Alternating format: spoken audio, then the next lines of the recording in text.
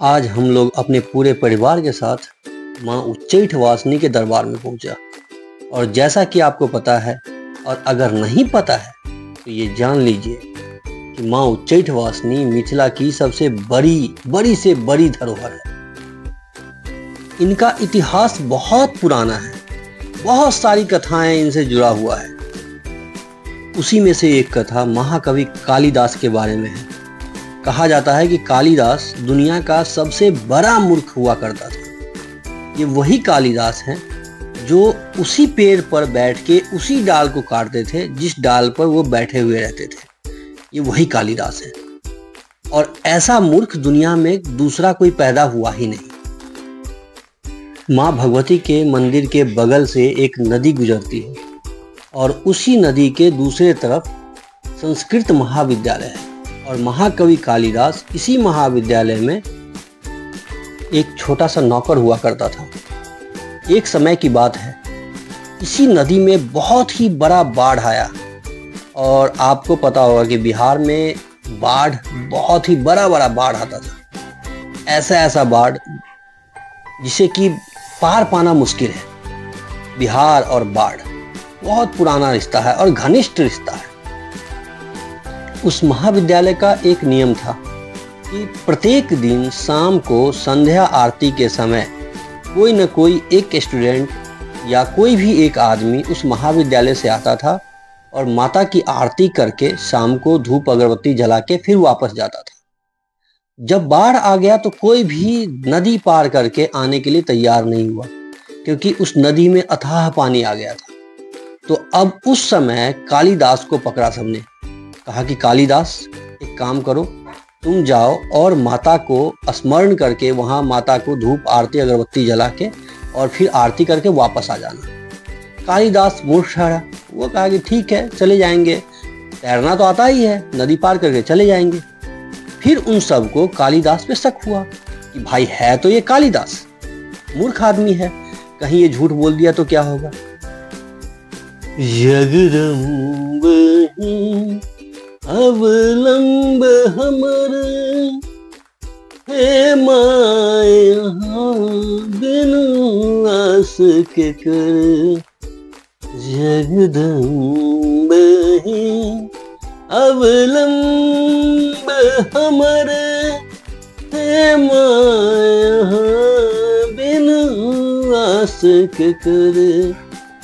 जगदम्ब अवलंब हमरे हम भरी जग सा ठुकरायल छी माहिक शरण में आयल छी। हम भरी जग सा ठुकरायल छी माहिक शरण में आयल छी। हे माँ अहिक शरण में आयल छी। देखु नाव परल अछ बीच भंवर, देखु नाव परल अछ बीच भंवर। हे माया बिनु आस के कर। जगदम्ब अवलंब हमरे, जगदम्ब अवलंब हमरे हे माया बिनु आस के कर। ऐसा भी हो सकता है कि ये वहां जाए ही ना माता के मंदिर में, आधे रास्ते से ही वापस आकर के ये बोल दे झूठ कि मैं तो वहां गया था। फिर कालिदास को सबने कहा कि देखो तुम वहां तो जाओगे लेकिन हमें विश्वास कैसे होगा कि तुम वहां गए थे। चलो तुम एक काम करना, वहां पर जा करके माता को आरती करके और अंत में जो सिंदूर होगा उस सिंदूर को हाथ में लगा के और माता के माथे पर लगा के वापस आ जाना, ताकि अगले दिन जो जाएगा वो सिंदूर देख करके ये पता कर लेगा कि हाँ कालिदास कल यहाँ आया था। फिर कालिदास ने कहा ठीक है। कालिदास वैसे ही नदी पार करके, तैरते हुए नदी पार करके वहाँ माता के मंदिर में पहुँचा। वहाँ धूप अगरबत्ती जला के माता का आरती किया अच्छी तरह से। आरती करने के बाद कालिदास वहाँ सिंदूर ढूंढ रहा था। अब उसे सिंदूर तो मिला नहीं, लेकिन वहाँ पर वो भस्म था, जो अगरबत्ती जलाया गया था वो सारा भस्म वहीं पर था। कालिदास ने अपने पूरे हाथ में भस्म लगा करके और माँ के मुंह पर लगाने चला गया। तभी माता अपने साक्षात रूप में कालिदास को दर्शन दिया।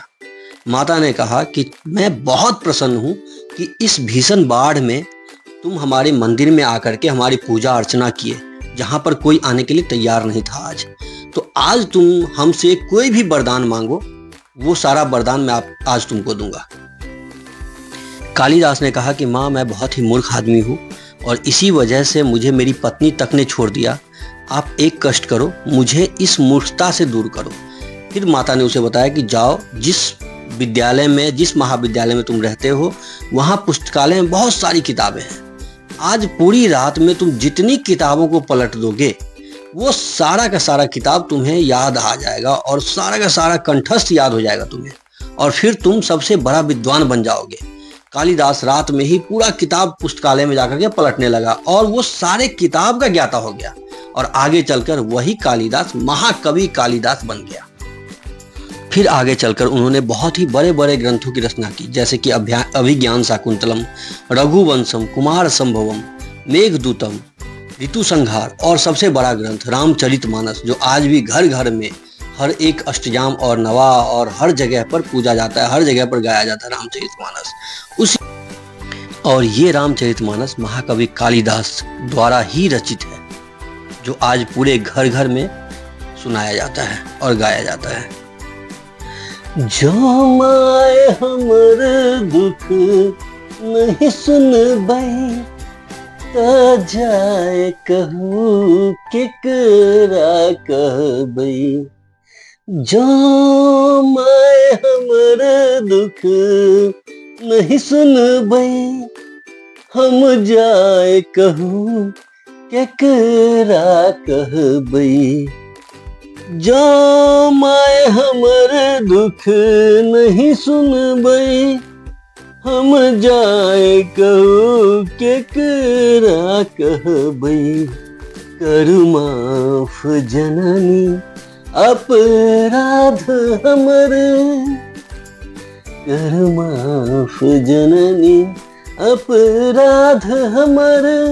हे माया बिनु आस के करी, जगदम्बहि अवलंब हमर। जगदम्बहि अवलंब हमर, हे माया बिनु आस के करे। जगदम्बहि अवलंब हमर, हे माया बिनु आस के करे। हे माया बिनु आस के करे। हे माया बिनु आस के करे।